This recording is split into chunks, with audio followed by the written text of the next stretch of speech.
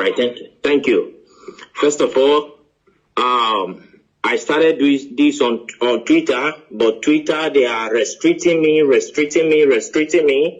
I want to first of all say, you can follow me on Twitter with the name Boris Moro, Boris Moro.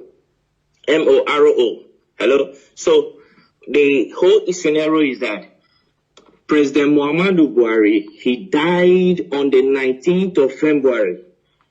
On the 19th of February, please, those analysts, if you can take notes, take pen and your paper and note these things down. Note them down carefully. I'll be giving a specific things here, specific details right now. Okay, number one, President Muhammadu Buhari died on the 19th of February, the year 2017. He died in Newcastle, in Freeman Hospital, Newcastle. He died as a result of heart problem, heart disease, which the Nigeria presidency failed to disclose. On the 19th of February, I was in London by the special grace of God. I'm a journalist. I work with one of the Nigeria broadcasting station and one of the leading Nigeria broadcasting stations. So I covered the event in London. He died in Freeman Hospital, Newcastle. I was there. I covered the event. Then, you know, Muslim, they don't embalm people. So on the 20th of February, he was flew in to Saudi Arabia where he was buried. I was there live and I covered the event where Aisha Buhari put on white attire. I think you are with me. Go ahead. So where Aisha Buhari put on white attire and the children. Can you pause a bit? And let me remind Nigerians and the entire world that this event he said he covered. He have the video. He have the video. I do. Go ahead. I have all the video. So the Nigeria Aisha was putting on white as a sign of mourning to her husband, who is the late President Muhammadu Buhari. Then the children, according to the Muslim tradition, were putting on black. I have the video, I have the photograph and everything. You understand? Then on the 23rd of February, I was in Ethiopia as a journalist. I moved around. So I was in Ethiopia where the African Union, the AU, hold a summit, a mini silence for late President Muhammadu Buhari on the 23rd of February, the year 2017. Hold on, please, hold on. I know that interrupting you is I know this kind of thing is very, very difficult, but please, hold on. Now, you, after covering the event, you went to Ethiopia on the 23rd of April, on the 23rd of February yes. 2017. And yes. You were there at the African Union Summit or whatever. Yes. You covered it with your own camera as a journalist, and yes. You have the video. Exactly, I do. Go ahead. So I covered the events there where the African Union hold a minute silent for late President Muhammadu Buhari. So to show their last respect to the late President Muhammadu Buhari of the Nigeria government. Then on the 28th of February, which I think is the last day of February, then what was it called? Queen Elizabeth gave a condolence statement to the Nigeria government in respect of late President Muhammadu Buhari, and which went viral. Yes. So all of these, the Nigeria government led by late Abakari and with the Kaaba swept under the carpet for selfish and greed reasons. Then on the 2nd of March, Eric Joyce, the ex-British lawmaker, ex-British lawmaker, he issued a statement, a condolence statement to Nigeria for the loss of her president. Are you with me, sir? Yes. Then they swept it under carpet, and the man got angry and came out to say that President Muhammadu Buhari is dead. If President Muhammadu Buhari if they think he is lying, that they should come out to challenge him. You understand what I'm saying now? Yes, they should come out to challenge him in the court of law, that he will come out with every evidence to prove that Muhammadu Buhari is dead. As I talk to you, since 2017, till this minute, nobody from the Nigerian government all across the nations of the earth came up to challenge Eric Joyce, the ex-British lawmaker. That went by. Then on April 17th, one American journalist by name Mark Smith, he came up to say that the corruption going on in Nigeria is unbearable, that he can only imagine how the Nigerians are surviving in that country, that there is corruption everywhere. You understand? So we just talked over all this. But what actually prompted me to come up to this tonight is, one, the Nigerian youth have been suffering 60 years of independence, 60 years of suffering and smiling, and yet the government is taking them for granted. Now the Nigerian youth, they came up to say, no, enough is enough. We don't need this anymore. Let's put an end to this. All what they could do was to send the military to fire them. If they think maybe I am lying, let Aisha Buhari, the wife of the late President Buhari, come up to tell me that the imposter parading himself as the Buhari is her husband. If I am lying, okay, hold it there. First of all, I want you to tell me, because you are one of the best journalists, but people don't know. Like I said, you don't need to mention your name. You don't also need to mention the Nigeria TV station where you work and all that. So now during the time when this man died, I want you to tell me, what did you do? Like, did you contact anybody in Nigeria, like any prominent politicians, and who is the person and what did you discuss? And can you tell us why, what happened that the Nigerian media didn't carry out the news, including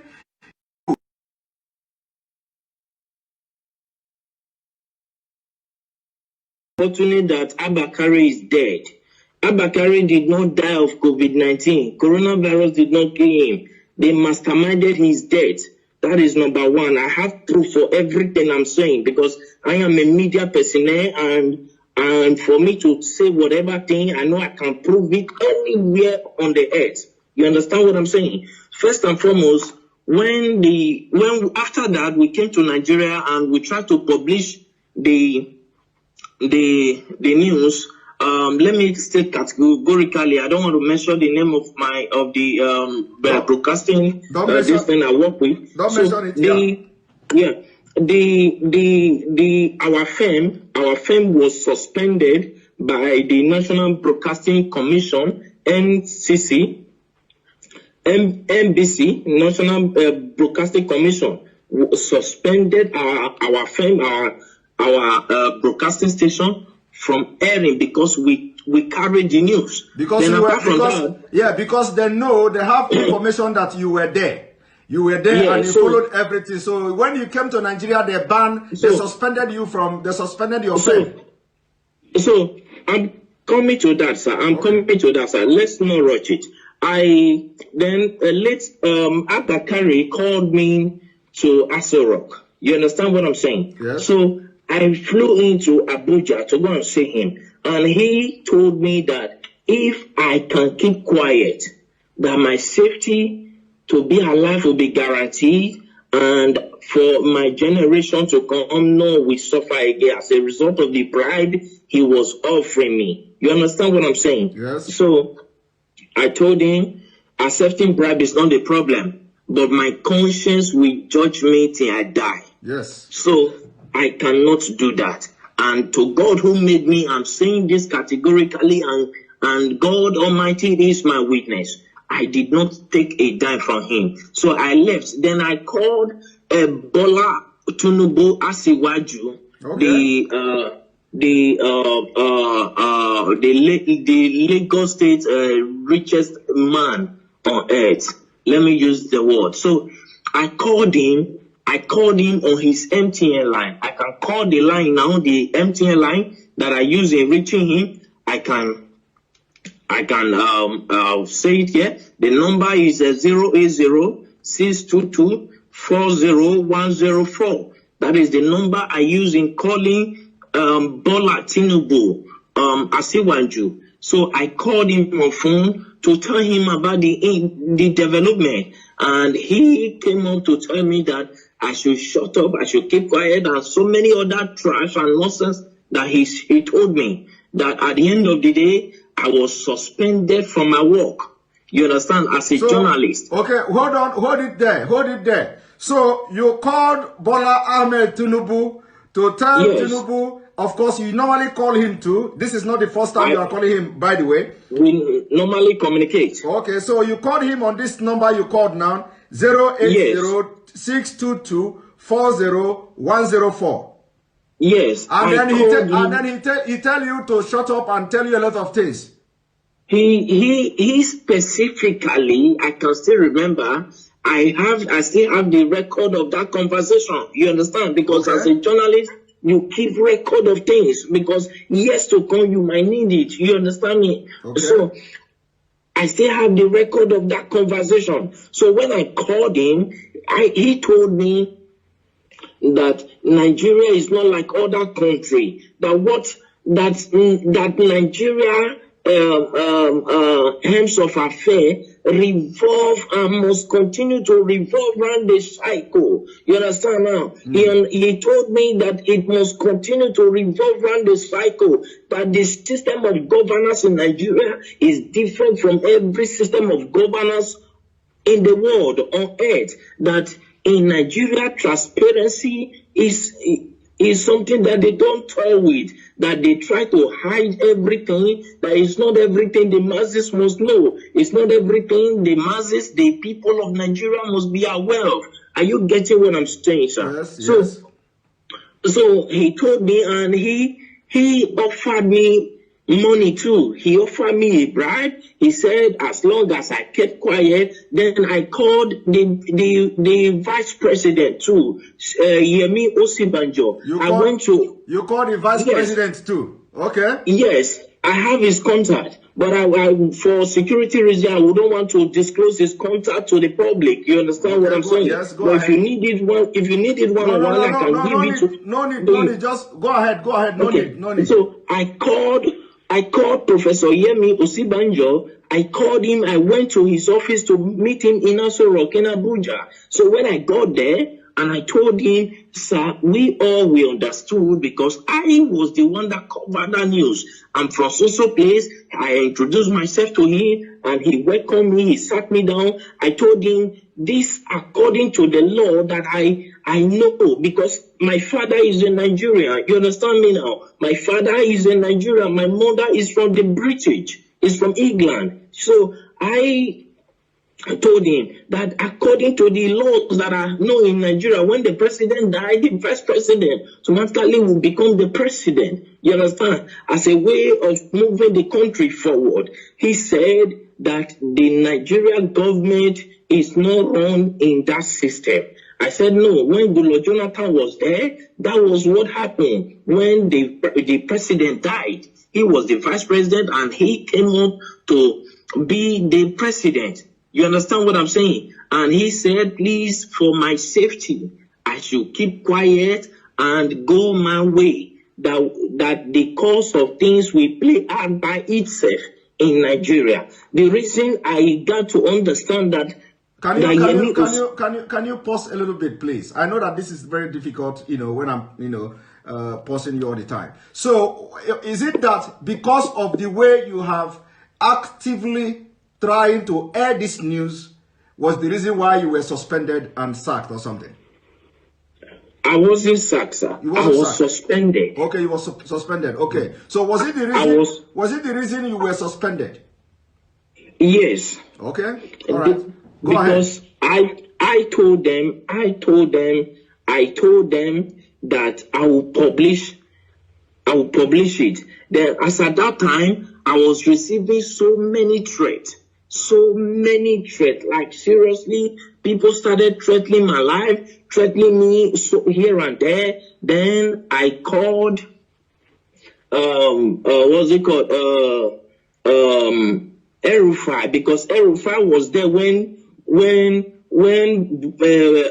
Buhari was being buried in Saudi Arabia. El-Rufai was there, the Sultan of Sokoto was there, Ganduje was there. As at that time, then about 10 or 11 persons, prominent people from Nigeria were there, including other people who came to the burial ground. But the people that were there, El-Rufai was there. The Sultan of Sokoto was there. You understand what I'm saying now? Yeah. So when they were burying him in Saudi Arabia, and they started threatening me. As at that time, they threatening me.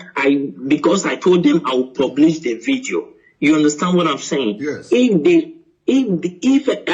I understand that many of them are hearing me right now. I understand that many of them will come up to say it's a lie, nothing like that happened. But if any of them can come up to challenge me that this and this and this I'm saying now never happened, I will be very glad, because I will pick it up from there. I will take it to the court, to the International Court of Law. Let Aisha Buhari come up to tell me that the man he's posting as a Buhari is the real Buhari. I will come up with every evidence, including the video of how he was wrapped with the Nigeria flag, yes, with the white, green cloth. Okay. I will come up with the video of everything. Okay, let them come out and challenge me. Okay, hold it there. So actually, the video and all these pictures were taken away from you, but you have your own backup as a journalist. I always have backup. All right. I always have backup. Go ahead. Continue. My camera was seized as a journalist. It was seized at the airport in Lagos. Your camera was seized at the airport as you are coming back to Nigeria? Yes, in Lagos. Okay. Till today that I'm talking to you, I've never set my eyes on that camera. But you have backup. You understand what they didn't know that. You know they are Of course, I have all my backup. Even this evening, I was going through the backup. I was playing all of them. I was going through them again. So if they want to debunk this thing, I'm saying that it's a lie. Nothing like that happened. How come the AU, the Africa, our presidents, had a minute silent for them? As at that time, I could remember I called the president of Ghana on this issue. The president of Ghana told me that it is not in their interest that if the people of Nigeria cried out for 30 days. That is when they will take up the case, that the AU will take up the case. As long as nobody has cried out, that it is assumed that they understood what is going on, that in Nigeria is not Ghana. That is what the president of Ghana told me. You understand what I'm saying now? Yeah. I understand that many of them are hearing me right now. Let any one of them come up to challenge me. I went to Ethiopia. I spoke with a prime minister, with one of the lawmakers there, and he told me that it is not in their interest. Then I accused him of being bribed. If not, he would have come up with an action, because he is the secretary of the AU, of the African Union. You understand me now? As at then. Yes, as at that time. So I challenged him. I accused him that they have been offered bribe, and he told me that he has never received any bribe from Nigeria, though many of them are coming with proposal. But whether he later accepted bribe, I don't know. You understand what I'm saying now? But the truth is this: Buhari is long dead in Freeman Hospital in Newcastle in London on the 19th of February, the year 2017. He's dead. Buhari is dead. He was buried in Saudi Arabia. Nobody can tell me that he's still alive. Buhari, that I know, if you look, when Nnamdi Kanu came up, you understand, they said that he's talking rubbish. I have never met Nnamdi Kanu on face to face. He doesn't even know me. He doesn't even know whether I'm fair or black. He doesn't know me. And I've never given him anything. He has never given me anything. You understand now? But the truth is, as a journalist, I swore an oath to stand by the truth at all times. Irrespective of what may be at stake, I swore an oath to God and to humanity. And now you no longer work with this television station, and now because of what is going on in Nigeria, you are ready to shatter the table.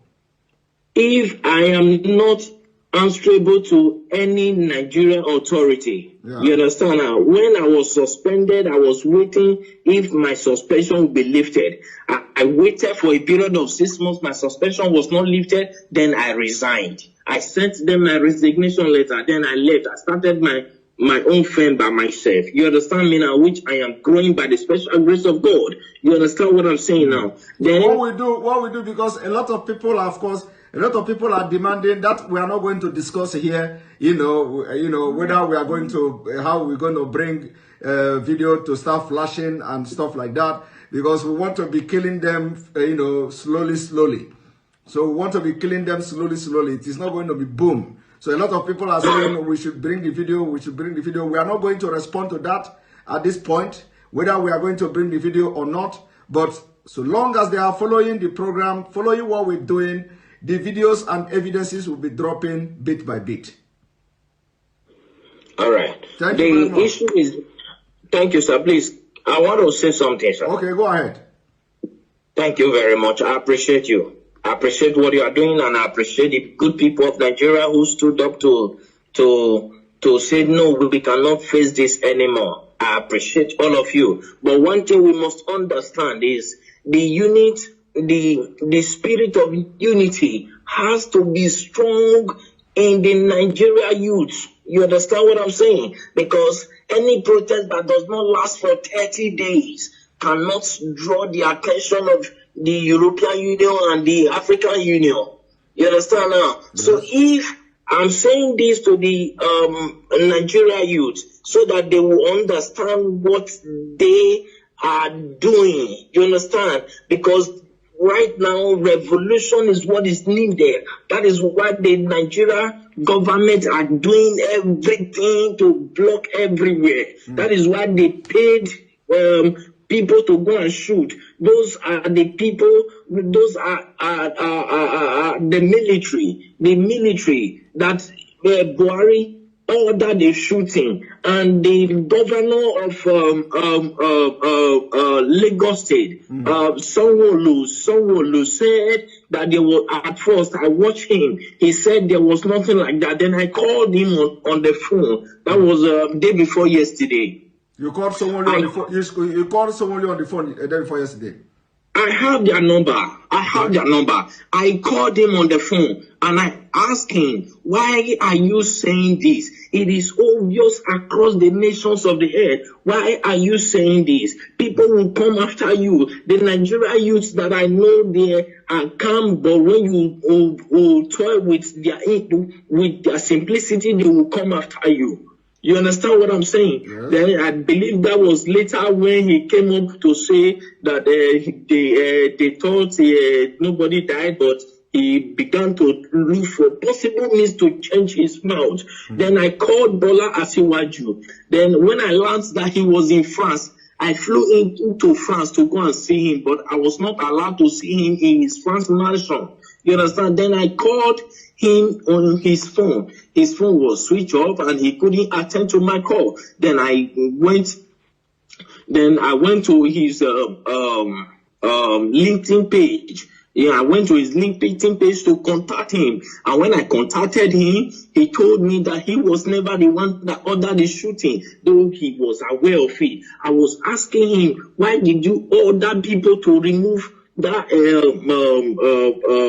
camera? He said he was not the one, that it was the governor Sanwo-Olu that ordered them to remove it, that nobody can remove it except the governor signed it. So the governor of Lagos State, he was aware of what will happen. He was aware that soldiers were going there. He let any of them come up to say this is not true, and I will publish the voice notes, the voice recording through LinkedIn that I communicated with Asiwaju Bola Tinubu. You understand what I'm saying tonight? Yes. Thank you very much. You know, some people will be saying, "Oh, this thing is not adding up." You know, sometimes when you are in the field, the way this Nigeria politicians, the way this Nigeria story goes, you know, sometimes it will go up and go down. Some people may not be, you know, getting the point. Some people may not understand, you know, why would you go to France? Why would you do this? You know, but when a journalist who is like, you know, dealing with all these politicians in Nigeria, and you want to be the person to have the first-hand information of whatever that is happening, and especially when you are out of the game, especially from the Nigeria space, and now you want to be, you want to have first-hand information of what is going on. You know, sometimes when something like this happens, of course, you can fly to anywhere just to get the information and get the first-hand information, you know, to have it in your own space. But anyway, sure. I must thank you very much. This is the first time you are talking to anybody about this. Yes. This is the first time ever you are talking to anybody about this. We are going to continue our discussion. It is not going to be online. It is not going to be live.